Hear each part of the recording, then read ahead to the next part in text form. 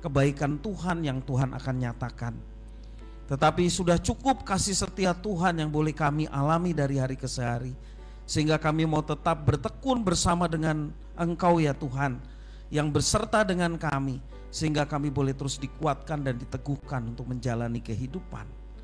Terima kasih ya Tuhan, Kaulah dasar yang teguh untuk kami menjalani kehidupan. Karena itu kami mau tetap bertekun di dalam Tuhan.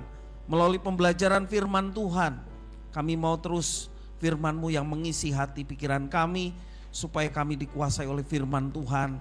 Lebih dari semua itu, Roh Kuduslah yang memampukan untuk kami dapat melaksanakan firman itu dalam kehidupan kami setiap hari. Terima kasih Bapa, terpujilah nama-Mu. Inilah diri kami sedia untuk belajar firman Tuhan. Demi nama Yesus Kristus, haleluya, amin. Silakan duduk kembali. Shalom Bapak Ibu Saudara. Dari dulu sampai sekarang ya, umat pilihannya diajar untuk beriman. Lebih kita juga mendapatkan pembenaran di dalam Yesus Kristus. Orang yang tidak layak, orang yang berdosa, yang memang tidak sanggup untuk membenarkan diri di hadapan Tuhan. Ada yang sanggup membenarkan diri di hadapan Tuhan? Ada yang sanggup untuk memenuhi kriteria dari Tuhan, benar 100% tanpa cacat? Enggak ada Bapak Ibu Saudara. Karena itu kita bersyukur oleh karena Kristus yang menjadi jalan keluar terhadap persoalan manusia yang tidak bisa memenuhi standarnya Tuhan. Dia suci, kita harus suci. Dia benar, kita harus benar standarnya. Satu kali saja cacat sudah tidak bisa memenuhi standar kriteria. Udah gak lulus, alias masuk neraka Bapak Ibu Saudara. Kok Tuhan kejem banget. Bapak Ibu Saudara, jangan kita berpikir keadilan Tuhan menurut otak kita. Ya, menurut peradilan-peradilan yang ada di dunia, yang mudah dipengaruhi oleh segala sesuatu. Kalau kita konsep berpikir kita berbuat baik, beramal ibadah, supaya Tuhan melihat apa yang kita kerjakan dan kemudian seolah-olah Tuhan mau menerima sogokan dari kita. Tuhan tidak seperti itu, karena keadilan Tuhan sempurna. Karena itu bersyukurlah kalau kita boleh mendapatkan kasih karunia. Apa itu kasih karunia? Anugerah. Anugerah adalah kita tidak layak menerima tapi menerima. Tuhan tidak layak memberi, tetapi Dia memberi untuk kita. Dan caranya luar biasa, Dia turun dari tahtanya dan tidak membiarkan kemahakuasannya sebagai milik yang harus dipertahankan, tetapi Dia rela datang menjadi manusia. Yesus Kristus itulah penolong kita mendapatkan jalan pendamaian, sehingga kita boleh mengalami pembenaran. Bapak Ibu Saudara, dari umat Allah yang lama demikian umat Allah yang baru sama. Orang-orang yang sudah mendapatkan anugerah pembenaran dari Tuhan, maka kita mau hidup di dalam iman percaya. Lagu yang tadi sebelum kita belajar firman Tuhan mengajarkan kepada kita untuk beriman tanpa syarat. Karena Dia pun menerima kita tanpa syarat. Amin. Kalau kita mendapatkan keselamatan dengan syarat kamu gak boleh bolong ke gereja, mesti gereja ini kurang bangkunya Bapak Ibu Saudara. Karena apa? Syaratnya adalah hadir ke gereja. Tapi Tuhan tidak pernah memberi syarat itu. Syaratnya adalah iman percaya kepada Kristus, maka kita akan diselamatkan. Orang yang beriman adalah sedia untuk taat karena imannya Yesus sebagai Tuhan dan Juru Selamat. Menyatakan Yesus sebagai Tuhan konsekuensinya adalah saya adalah hamba. Implementasi hamba terhadap tuannya adalah taat. Jadi orang beriman mesti taat. Kalau beriman tidak taat berarti dia belum beriman. Taat walaupun banyak goncangan dalam menjalani kehidupan, dia tetap taat. Dia akan berusaha melakukan hal itu. Pengalaman ini juga dialami oleh Nabi Habakuk. Ya, kalau kita perhatikan Nabi Habakuk dalam teks firman Tuhan, ini yang juga dikutip oleh Rasul Paulus dalam Roma pasal 1 ayat yang ke-16 sampai 17. Injil adalah kekuatan Allah yang bisa menyelamatkan orang Yahudi, juga orang bukan Yahudi. Ya, dikatakan sebab di dalamnya nyata kebenaran Allah yang bertolak dari iman dan memimpin kepada iman, seperti ada tertulis orang benar akan hidup oleh iman. Ini kutipan dari iman Nabi Habakuk. Nah, Bapak Ibu Saudara, dari Rasul Paulus ini juga Martin Luther akhirnya menemukan kebenaran. Ya, bahwa selama ini gereja sudah menyimpang dari apa yang ditetapkan oleh firman Tuhan. Jadi kalau mau diselamatkan tidak cukup hanya iman, mau diselamatkan harus juga mengikuti tradisi-tradisi, relik-relik ya. Bapak-bapak gereja yang mesti diikuti sehingga itu yang bisa menyelamatkan.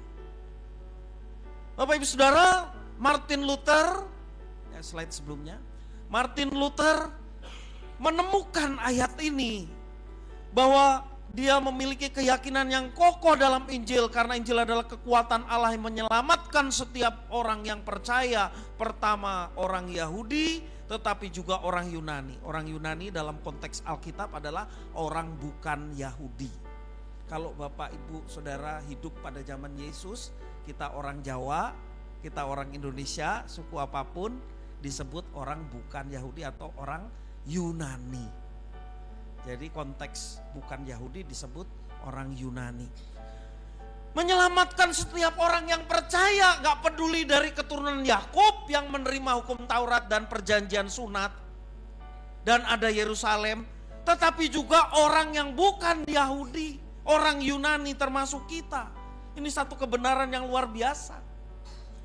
Kemudian Martin Luther mendapatkan berkat melalui ayat yang 17, sebab di dalamnya nyata kebenaran Allah yang bertolak dari iman memimpin pada iman, seperti ada tertulis orang benar akan hidup oleh iman. Sehingga muncullah 5 sola ini. Ya. Sola gratia. Kita diselamatkan hanya karena pemberian anugerah dari Tuhan. Sola fide. Iman tadi ya. Kita dibenarkan karena iman. Sola Christus, solus Christus. Yang artinya apa? Hanya Kristus satu-satunya yang mendatangkan anugerah keselamatan. Sola Scriptura. Artinya Alkitablah otoritas tertinggi, bukan yang lain. Bukan tradisi gereja. Bukan ADART. Tetapi Alkitablah otoritas tertinggi dalam kehidupan orang percaya. Maka kalau doktrin gereja, ya, azas kepercayaan gereja menyimpang dari apa yang dikatakan Alkitab, kita tidak perlu pegang. Sola Scriptura dan Soli Deo Gloria. Ini dalam Roma pasal 11 ayat 36, sebab segala sesuatu dari Dia, oleh Dia, kepada Dia, bagi Dialah kemuliaan sampai selama-lamanya. Martin Luther dikuatkan bahwa orang percaya ya mesti hidup dalam imannya, karena iman itulah yang menyelamatkannya. Tentunya bukan iman yang sekedar ucapan mulut, bukan iman yang tertulis dalam identitas kartu tanda penduduk kita, tetapi iman yang diwujud nyatakan dengan melaksanakan apa yang diimaninya. Bapak Ibu Saudara, kembali kepada Nabi Habakuk. Habakuk bergumul sama seperti lagu tadi ya. Walaupun Tuhan Yesus mengatakan kalau engkau punya iman sebesar biji sesawi. Tahu biji sesawi? Sangat kecil. Ya. Sangat kecil sekali. Itu menandakan kalau engkau percaya kepada Yesus walaupun mungkin hanya sedikit, engkau bisa memindahkan gunung.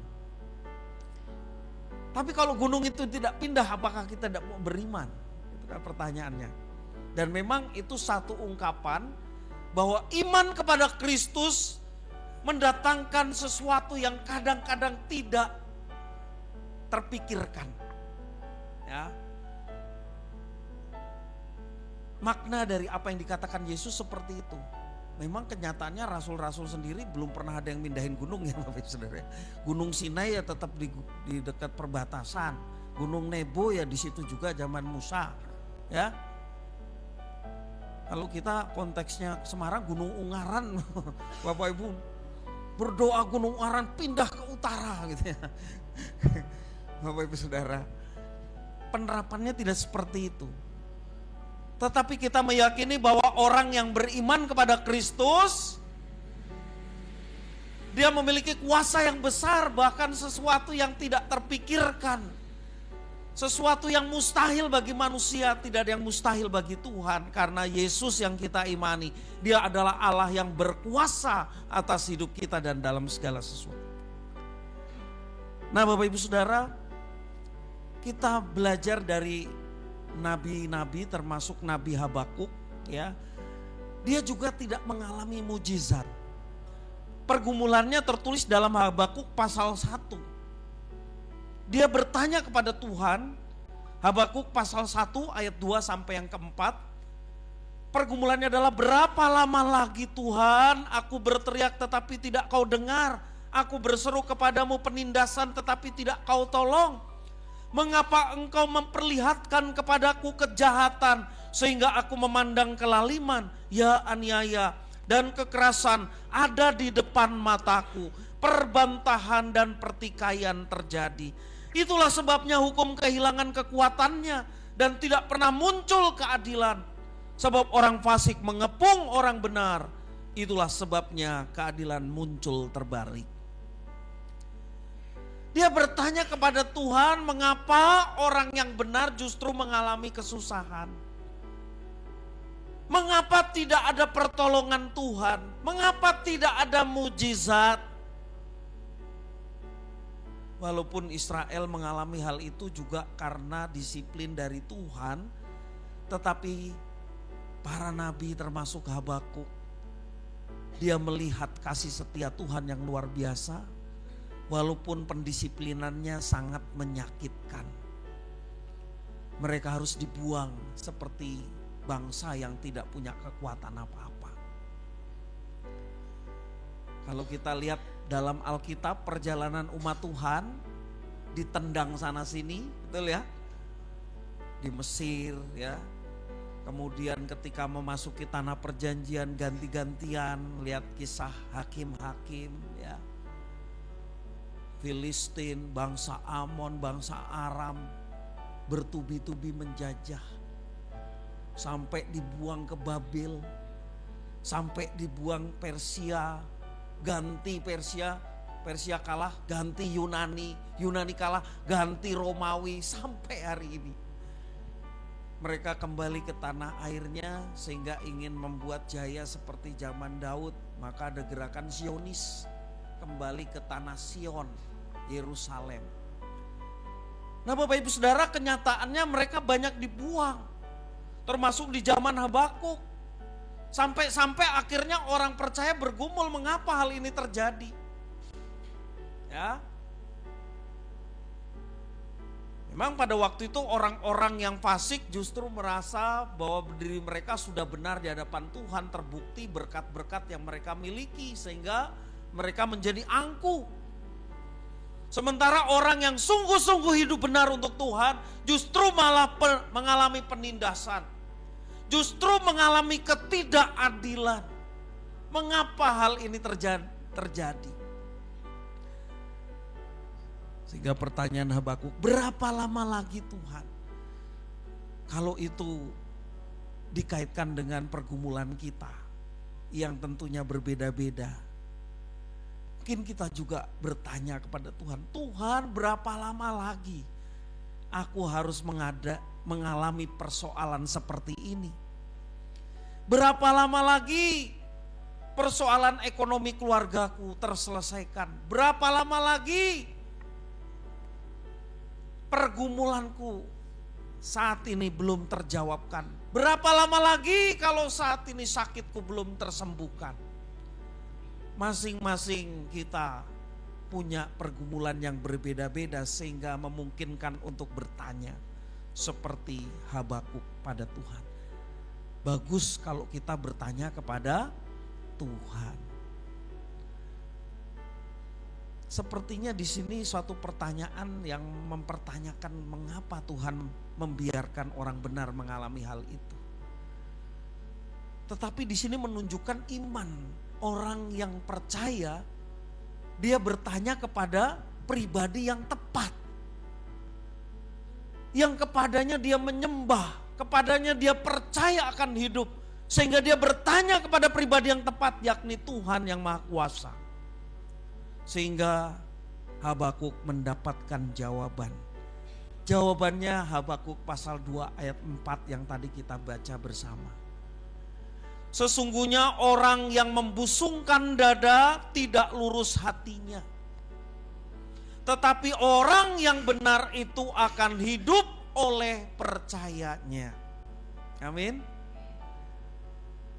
Sehingga Habakuk tidak lagi bertanya mengapa orang benar justru mengalami ketidakadilan.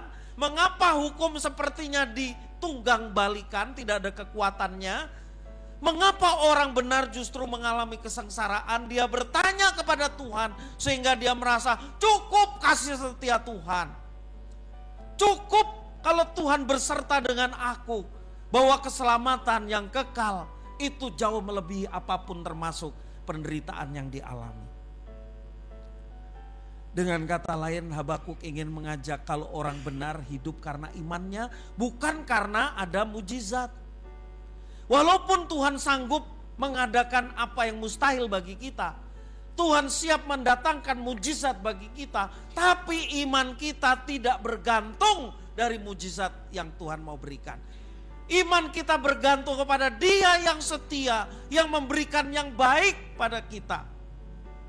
Karena keselamatan bagi orang percaya itulah mujizat terbesar.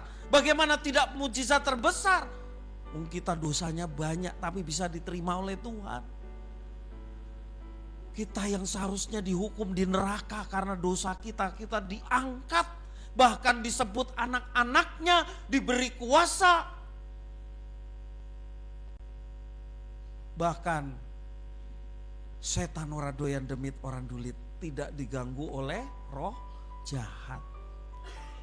Karena apa? Karena ada kuasa. Bukankah itu berkat terbesar Bapak Ibu Saudara? Memang kuasa yang dari Tuhan utamanya adalah supaya kita diberi kuasa untuk melaksanakan firman-Nya, untuk hidup dalam iman.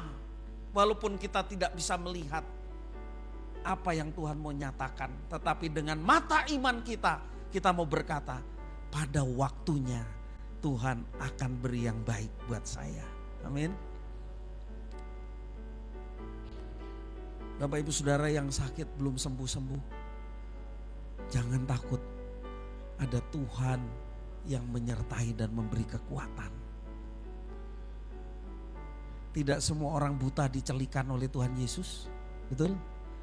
Tidak semua orang timpang dibangkitkan oleh Yesus. Tidak semua orang mati mengalami hal yang sama seperti Lazarus.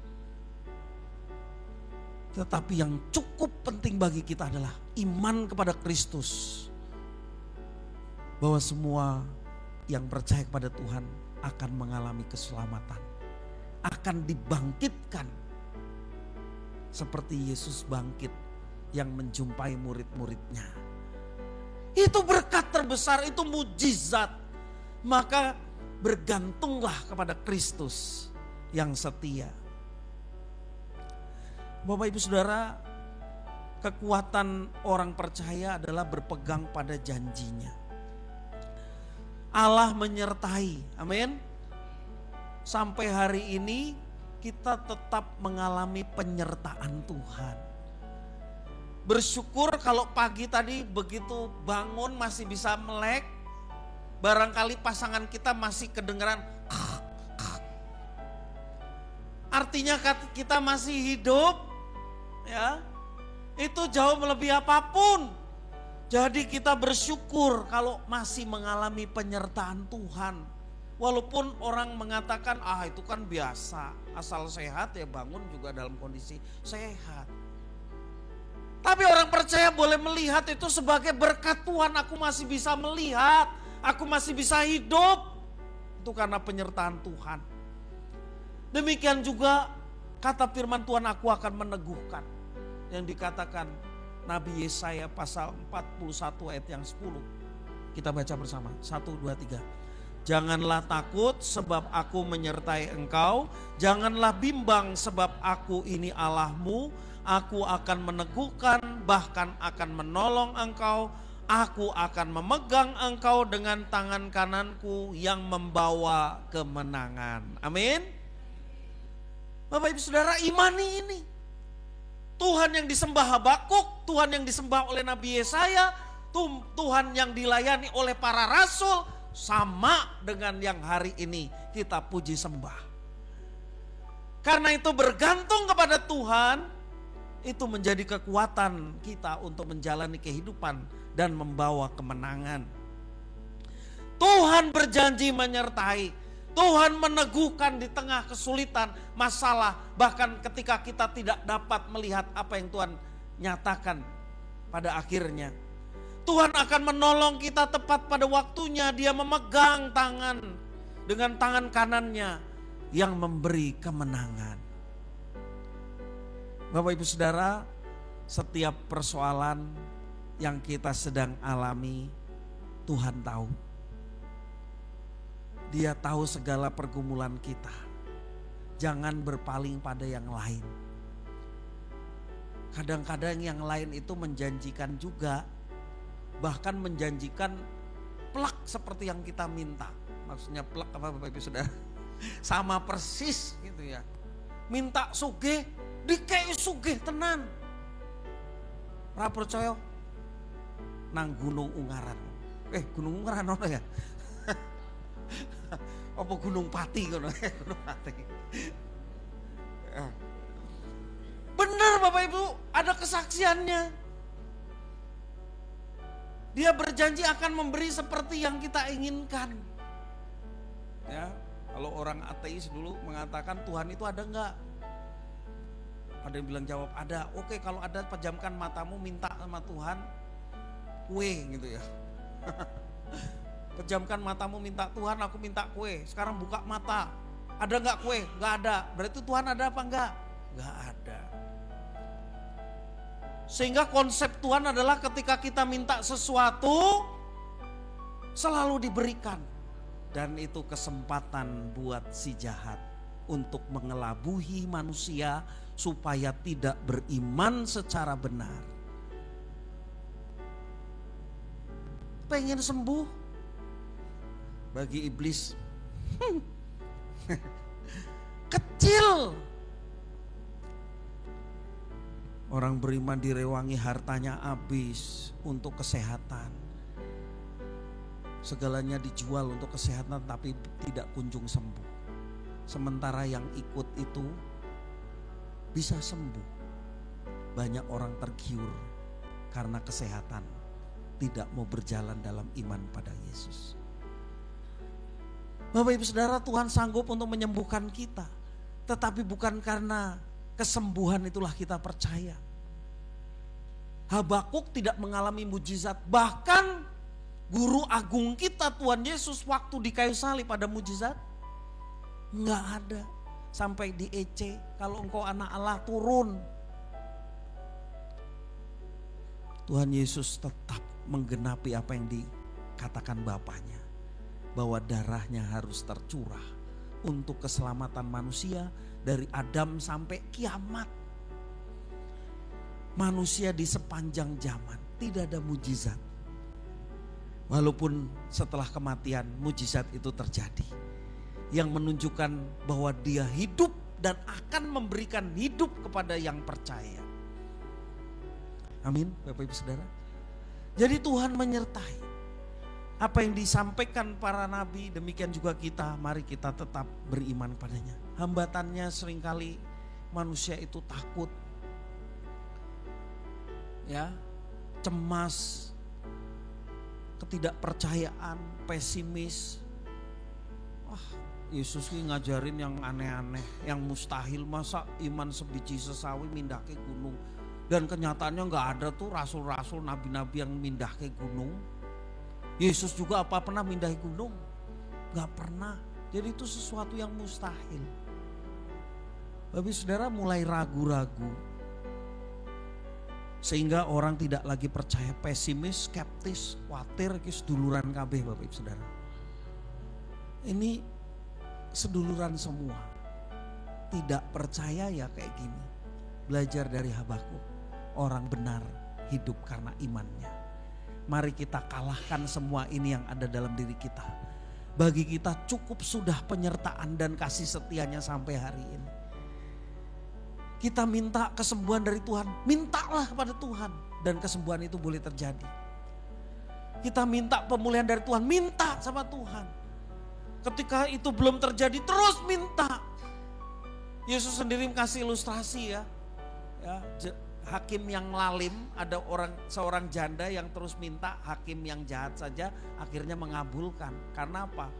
Si janda ini meminta bertubi-tubi. Memang si hakim yang jahat terganggu karena permintaan si janda miskin yang meminta peradilan, tapi pada akhirnya dikabulkan. Karena apa? Karena si hakim terganggu. Hakim yang jahat saja kayak gitu. Tuhan tidak seperti hakim itu satu perumpamaan yang mau dikontraskan dengan Tuhan. Tuhan yang baik pasti dia akan menjawab setiap permohonan doa kita tepat pada waktunya dan jawabannya selalu yang terbaik. Seperti yang dialami oleh Habakuk. Demikian juga Nabi Ayub ya karena yang kutakutkan itulah yang menimpa aku, kekhawatiran ya.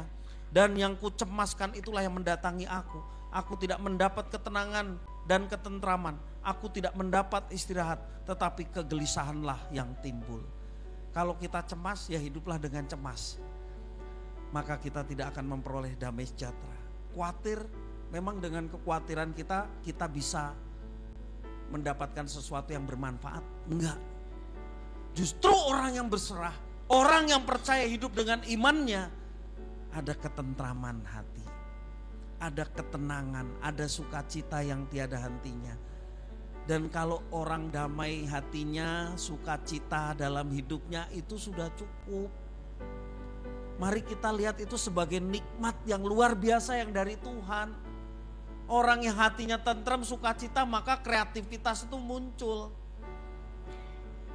Dengan munculnya kreativitas, kinerja kita semakin baik dan Tuhan bisa berkarya melalui apa yang kita kerjakan. Karena itu Bapak Ibu Saudara, mari kita percaya kepada Tuhan dan melaksanakan apa yang dinyatakan. Habakuk tidak mengalami mujizat. Nabi-nabi juga tidak mengalami mujizat. Ya, memang artinya sepanjang hidup mereka ada mujizat, tapi juga tidak melulu ada mujizat.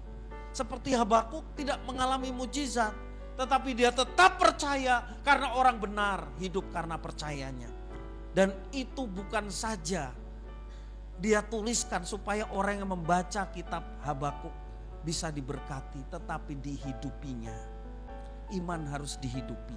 Tuhan memberi pertolongan sesuai dengan kehendak dan waktunya. Percayalah kepadanya. Maka ada nyanyian iman dari Habakuk di bagian yang terakhir ya. Nyanyian iman itu mengatakan sekalipun pohon ara tidak berbunga. Ini tak ubahnya dengan sekalipun gunung tidak berpindah. Sekalipun pohon ara tidak berbunga, pohon anggur tidak berbuah, hasil pohon zaitun mengecewakan, sekalipun ladang tidak menghasilkan bahan makanan, kambing domba terhalau dari kurungan dan tidak ada lembu sapi dalam kandang. Kita baca bersama-sama bagian terakhir. Namun aku akan bersorak-sorak di dalam Tuhan. Beria-ria di dalam Allah yang menyelamatkan aku. Mujizat tidak terjadi tetapi hatinya bersuka cita. Tetapi hatinya beria-ria karena apa? Cukup kasih setia Tuhan yang kualami sampai hari ini. Cukup penyertaan Tuhan yang aku alami sampai hari ini. Maka Bapak Ibu Saudara, kalau kita hidup dalam kesederhanaan mengucap syukur. Kalau kita diberi lebih mengucap syukur. Diberi lebih lagi mengucap syukur. Bagi orang percaya itulah wujud nyata hidup bersama dengan Tuhan, ucapan syukur. Habakuk pasal 2 ayat 4b mengajarkan orang yang benar hidup oleh percayanya. Iman bekerja dengan kesungguhan. Iman berserah penuh kepada Tuhan, bukan kepada yang lain, sehingga tidak ada kegelisahan, kegalauan, tidak ada kekhawatiran, pesimis. Dia berserah sepenuhnya kepada Tuhan yang berkuasa atas hidupnya. Iman percaya bahwa tidak ada yang mustahil bagi Tuhan. Bapak Ibu Saudara, orang berdosa untuk memenuhi standarnya Tuhan mustahil. Tapi iman kepada Kristus memberikan keselamatan. Apa yang mustahil bagi manusia, tidak ada yang mustahil bagi Tuhan. Iman Tuhan bekerja dan mendatangkan kebaikan. Dan iman yang sejati adalah mentaati apa yang diperintahkan. Lebih-lebih kita orang Kristen, apa yang diteladani Yesus, itu juga yang kita mau kerjakan. Berjalan dengan iman seperti Yosua, ya. Dalam ayat pasal pertama ayat 7 sampai yang 8. Kita baca bersama. Hanya kuatkan dan teguhkanlah hatimu dengan sungguh-sungguh, bertindaklah hati-hati sesuai dengan seluruh hukum yang telah diperintahkan kepadamu oleh hambaku Musa. Janganlah menyimpang ke kanan atau ke kiri, supaya engkau beruntung kemanapun engkau pergi. Janganlah engkau lupa memperkatakan kitab Taurat ini, tetapi renungkanlah itu siang dan malam, supaya engkau bertindak hati-hati sesuai dengan segala yang tertulis di dalamnya. Sebab dengan demikian perjalananmu akan berhasil dan engkau akan beruntung. Orang beriman sedia untuk hidup dalam ketaatan. Kalau Yosua meyakini orang yang beriman selalu diberi keberuntungan dan keberhasilan. Iman kepada Kristus pasti berhasil dalam segala sesuatu yang kita kerjakan. Orang benar akan hidup oleh iman percayanya. Amin. Mari kita tundukkan kepala. Bapak Ibu Saudara, firman sudah ditaburkan, kesaksian dari para nabi dan rasul yang menunjukkan iman kepada Tuhan diwujud nyatakan dalam ketaatan, tidak menuntut,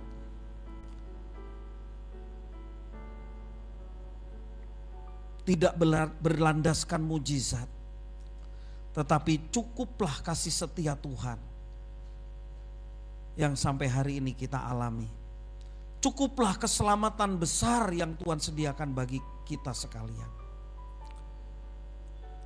Kalau saat ini Bapak Ibu Saudara sedang dalam pergumulan apapun, kita diajarkan untuk tetap beriman kepada Kristus dan meyakini bahwa Allah bekerja untuk mendatangkan kebaikan bagi mereka yang hidup dalam ketaatan, mengasihi Tuhan. Bapak Ibu Saudara, ketika engkau dalam pergumulan dan mau belajar untuk berserah dan percaya kepada Tuhan, boleh angkat tangan. Saya mau berdoa. Puji Tuhan, puji Tuhan, puji Tuhan. Apapun pergumulan kita, kita punya Tuhan yang berkuasa. Puji Tuhan. Beriman kepadanya, percaya dengan sungguh-sungguh kepadanya, Tuhan yang akan memberi pertolongan. Boleh angkat tangan. Puji Tuhan. Berkati ya Tuhan setiap anak-anak-Mu yang boleh kembali diingatkan bahwa kasih setia Tuhan sudah cukup. Kami mau tetap berpegang teguh dalam iman pada Kristus, menjadi dasar yang kokoh untuk kami menjalani kehidupan yang membawa kemenangan. Berkati seluruh jemaat Tuhan, untuk kami boleh tetap bertekun di dalam Engkau. dan melaksanakan apa yang Tuhan ajarkan dan perintahkan dan teladani, sehingga nama Tuhan dimuliakan melalui hidup kami. Terpujilah namamu ya Bapa, demi nama Yesus Kristus kami berdoa. Haleluya, amin.